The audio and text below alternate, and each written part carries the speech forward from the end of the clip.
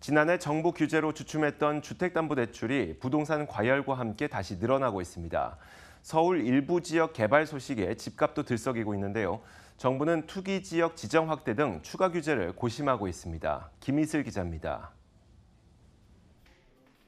지난해 주택담보인정 비율과 총부채 상환 비율을 강화하고 올해 신DTI와 총체적 상환 능력 비율을 통해 추가 대출 고삐를 조인 정부 대책에 올 들어 부동산 대출은 잡히는 듯 했습니다. 하지만 최근 서울 지역을 중심으로 부동산 시장이 다시 들썩이면서 대출 수요가 늘기 시작했습니다.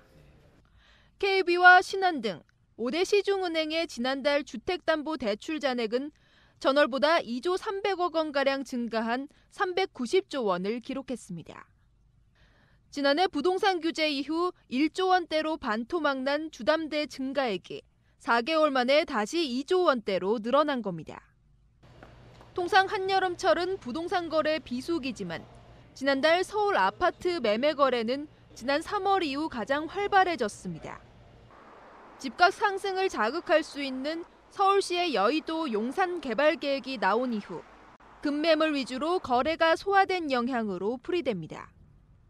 여기에 신용대출도 8개월 만에 가장 큰 폭으로 증가하면서 5대 은행의 지난달 가계부채 잔액은 한 달 만에 3조 원 넘게 불어났습니다. 주담대 문턱을 높이자 부족 자금을 신용대출로 충당하려는 수요가 늘었고 또 최근 개인사업자 대출 점검이 강화되면서 생계형 자금을 조달하려는 대출이 증가한 것으로 분석됩니다. 역대급 고강도 부동산 규제책에도 불구하고 실효성이 나타나지 않는 가운데 하반기 기준금리 인상 가능성까지 거론되고 있는 상황.